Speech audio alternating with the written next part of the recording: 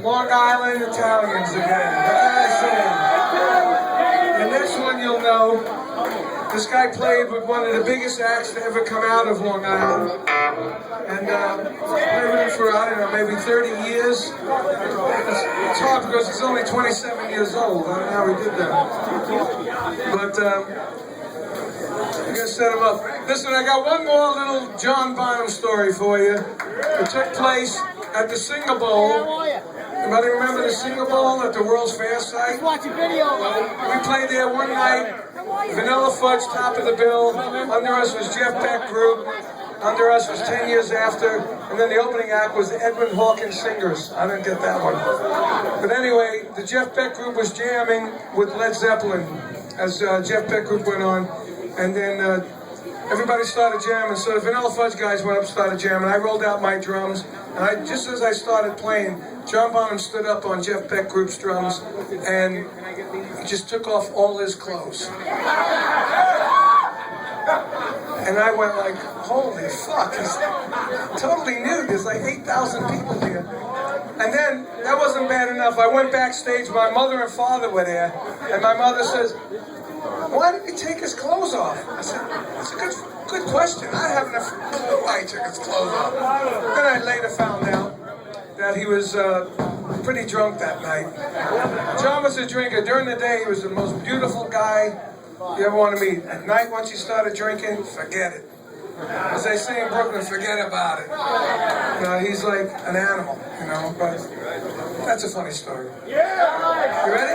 And here we have... Carmine. Oh, no. Carmine. I've known Carmine since I was 16, 17 years old. We've been friends, so I think he's older than I am. But I'm old enough to actually have been told that I actually saw Led Zeppelin. I don't remember, but I actually saw Led Zeppelin, and I got crippled with what's the guy's name? Robert Plant one night. I don't remember his name. We were so out of it. Watching some band. It was fun. It was fun, right? Those were good days, right? Vanilla Fudge. Come on, Cactus. All that shit you did. Come on. I'm really glad he's not playing tonight because he sounds the most like Bonzo. Yeah. Yeah. Well, thank you. Well, I mean, can I finish that? I mean, there was an influence going on there. Carmine's the man. John comes over from the UK, and he sees Carmine, and he learns this and that. A little bit of this, a little bit of that from Carmine. A little bit of licks traded on and off. Yeah. Carmine. I talked to Michael DeRosier, one of the best drummers in rock and roll, and he's like, Carmine was the man back then. You gotta give it up. You gotta give it up. He still is the man. It wouldn't be right. It wouldn't be right to do something like this without Carmine here. Thank you. Thank you. We got time for another little story before. I'll tell it after. Yeah? Okay. When I was with Ozzy, the opening act was Motley Crue. So I see Tommy Lee going like this, twirling a stick, grabbing a cymbal like that. Yeah, right. And if everyone that knows me, I did that with Vanilla Fudge in 1968. So I said to Tommy, hey dude, where'd you get that? He goes, dude, I got it from John Bonham. Yeah. I said, well, indirectly, you got it from me. He said, no, dude, I got it from John Bonham. You know, I did. I said, well, I told him, you know, when we were on the road, we used to goof off with each other. John would look at me, I'd be on the side of the stage like where Brian is, and playing, and he'd go like this, hey, watch this. He'd do my twirl, grab the cymbal, like, I go, yeah, cool, man. Didn't realize he was going to become the biggest rock drummer in the world. You know? And then I said to Tommy, when we go back to LA, I'm going to show you some videos. So I showed him a video of Vanilla Fudge on the Ed Sullivan Show, 1968. And then I showed him Shotgun the year later, where the end of Shotgun was very similar to rock and roll, you know. And I said, he goes, dude, when was this done? I said, oh, about 5 years before Led Zeppelin even came out. And he was a believer then, so it was awesome. Yeah. So now, I got 4 things to say. Scenes from an Italian restaurant, The Stranger, Just the Way You Are, Big Shot. Should I just stop there? Liberty DeVitto! You know, we were metal too. We were metal. Maybe aluminum foil, but we were metal. Libby's the hardest fucking hitter here tonight.